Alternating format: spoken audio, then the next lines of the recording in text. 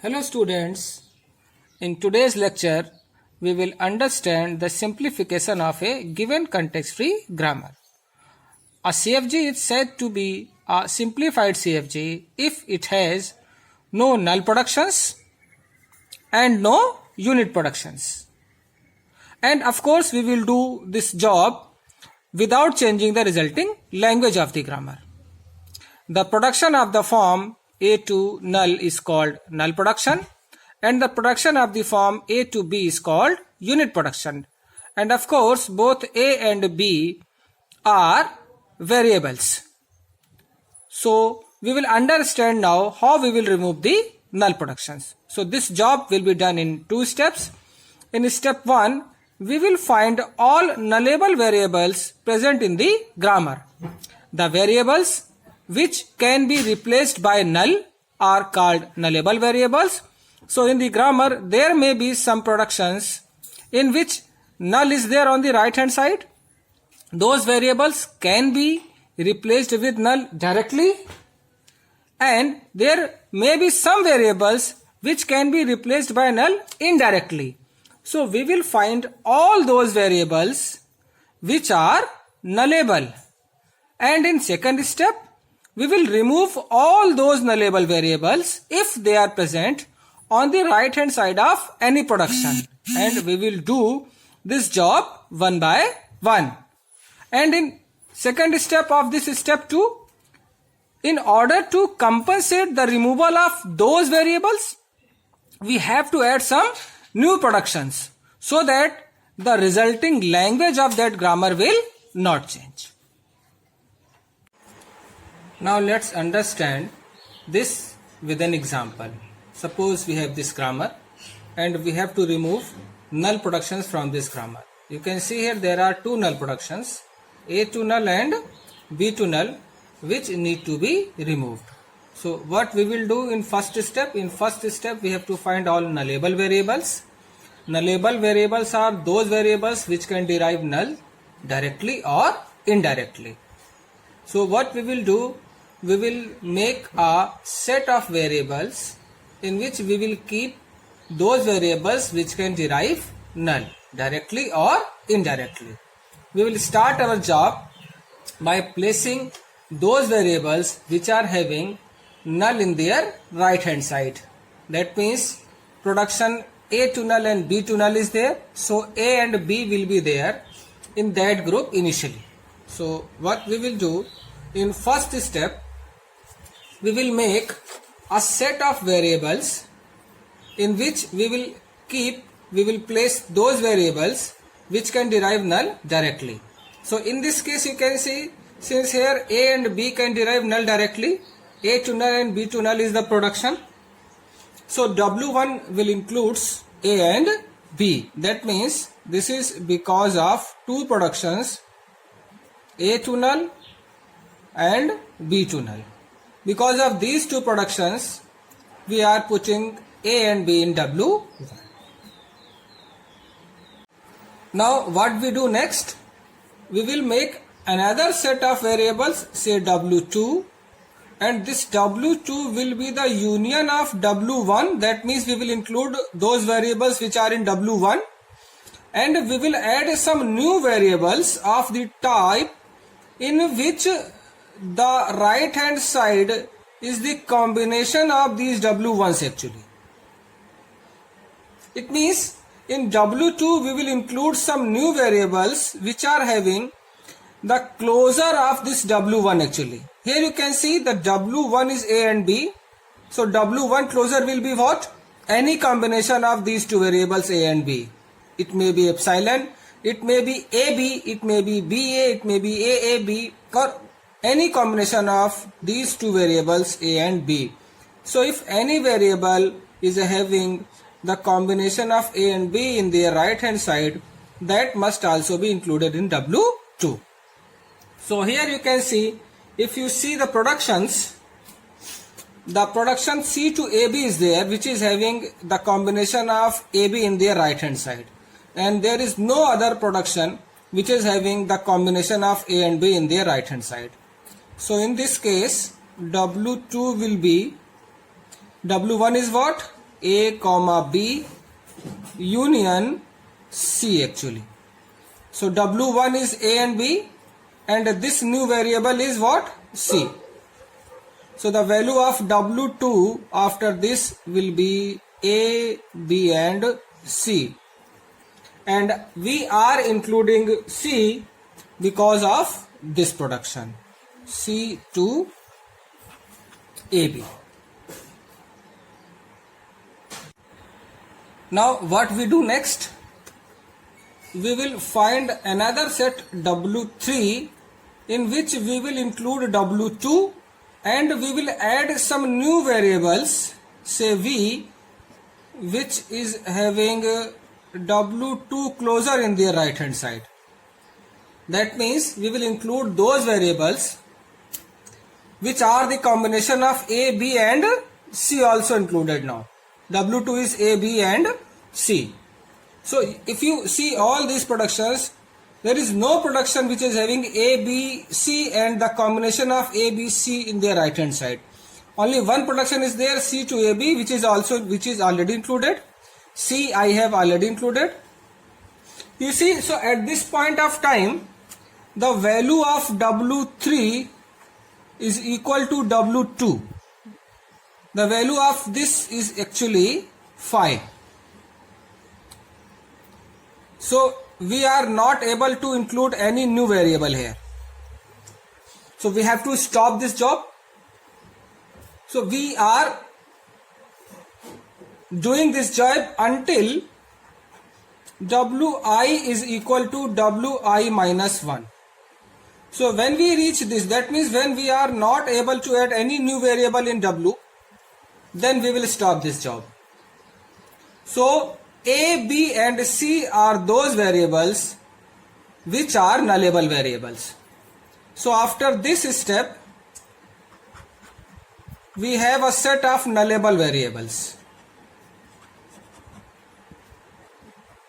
A, B and C for this grammar.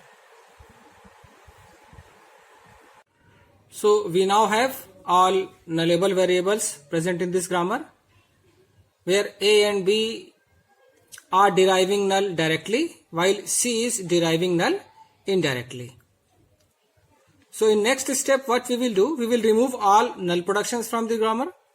That means A to null and B to null will be removed. And we have to add some new productions so that we can compensate the removal of these null productions and the language of grammar will remain as it is. So what we will do, we will just add this production in our grammar, and since A, B and C are nullable variables, we will place null in place of A, then in place of C, then in place of both A and C simultaneously. So when A will be null, here we will get this production. When C is null, we will get this production, and when both are null, we will get this new production. So 3 new productions will be added. The same way the productions of A, you can see A to null will be removed, and since A is nullable variable here, so we will put A null here. So when we will place A as null here, we will get this new production. The same way the productions of B, we have to put null here, and we will remove this B to null production. So when B is null here, we will get this production, and when B is null here, we will get this production. So these 2 new productions will be added for variable B actually. And for variable C, you see A and B both are nullable, so we will place null here, we will get this production, and when we will place null here, we will get this production. So this will be the grammar which has no null productions actually. Now let's understand this problem. We have to remove null production from this grammar also. So there are 2 null productions, A to null and B to null. So in first step we will find nullable variables, and you see here A to null and B to null directly deriving null production. So W1 will include A and B because of these 2 productions, and in W2 there will not be any new variable which we can add, since No production is having AB or the combination of AB, capital AB, in their right hand side. So no new production we can add into this W2. So W1 will be equal to W2. That means the nullable variables in this grammars are A and B actually. In step 2, what we will do? We will just remove these two null productions from our grammar and we will add some new productions. So since A and B are nullable variables, so wherever they are present, we will place null there. So as to A, B, A will be there in our grammar. And since A and B are nullable variables, so we will add these new productions to compensate that.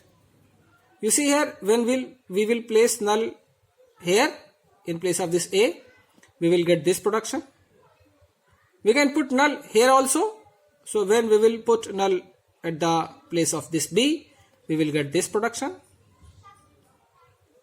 When we will place null here at this place, we will get this production.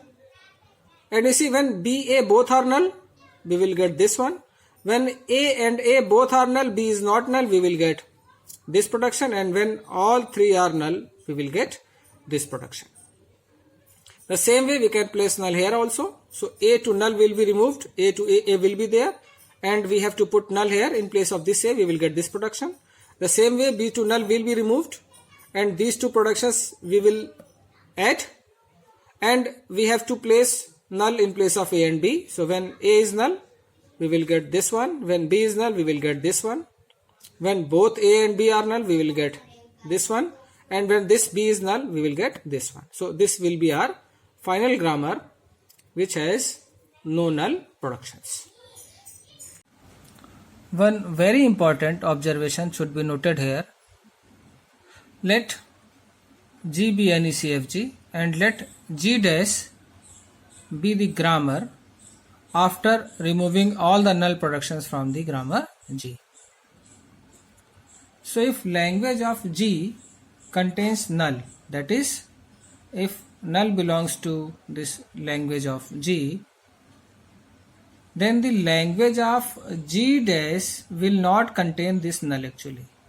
That means the language of G dash will not be equivalent to language of G after removing all the null productions. So the language of G dash does not contain that null actually. You can see this with an example. We have a grammar in which there are 3 productions and 2 productions are null productions. We have to remove these 2 productions, A to null and B to null. And W is the set which contains all the nullable variables. You see, A and B can derive null directly, while S to AB tends to include this S in W also. That means S is also nullable variable, since S derives AB and A and B both are nullable variables. So when we will remove all the null productions from this grammar, we will get this grammar. So A to null and B to null will be removed, we will get this grammar, and easily you can see that this grammar cannot generate null string. So the language of this G dash will be language of G minus null actually. Now let's understand the removal of unit productions. So the productions of the form A to B is called unit productions. So to remove unit production, we have to see the dependency of these productions. Like if A to B is there, that means A depends on variable B, or you can say A depends on the productions of variable B. So what we will do, we will first make a dependency graph. You can see here variable A depends on variable B if A to B is a production. So if we want to remove this unit production, this grammar has only one unit production, this A to B. So we will remove this A to B, and in place of this we will add all the productions of B here. So the resultant grammar will be S to AB, A to A oblique B. We will write all the productions of this grammar which are non-unit productions. So we will remove this A to B and we will add new productions to compensate this. So what we will do, we will add all the productions of B here actually.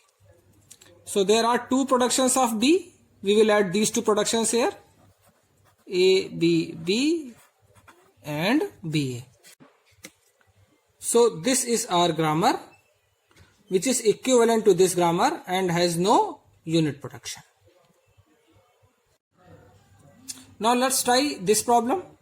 Here you can see there are two productions, two unit productions, E to T and T to F.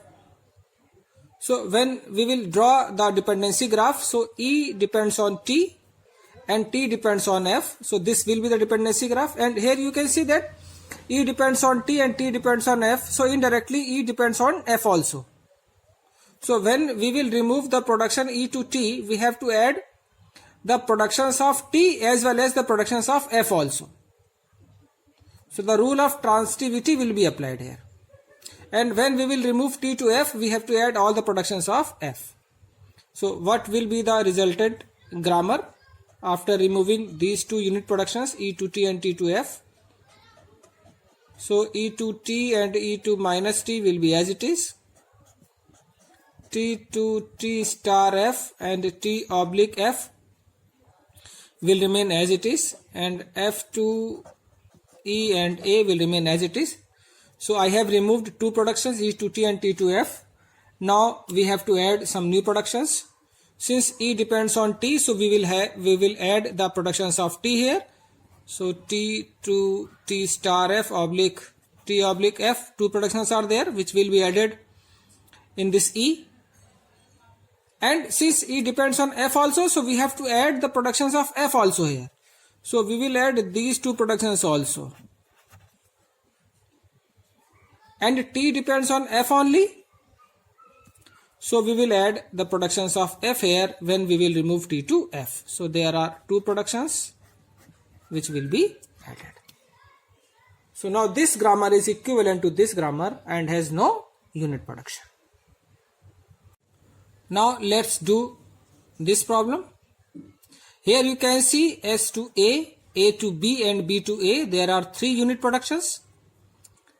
So when we will draw the dependency graph, so it will be S to A, that means S depends on A to B is there, that means A depends on B.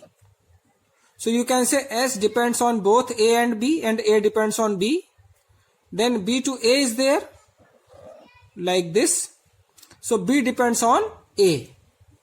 So when we will remove S to A, we have to add the productions of A as well as the productions of B. Since S to A and A to B, the transitivity is there. That means S to B is also there. When we will remove A to B, since A depends on B, we will add the productions of B. And when we will remove B to A, so A depends on B only, B depends on A only. So we have to add the productions of A here. So what will be the resultant grammar? So we will write all the non-unit productions first.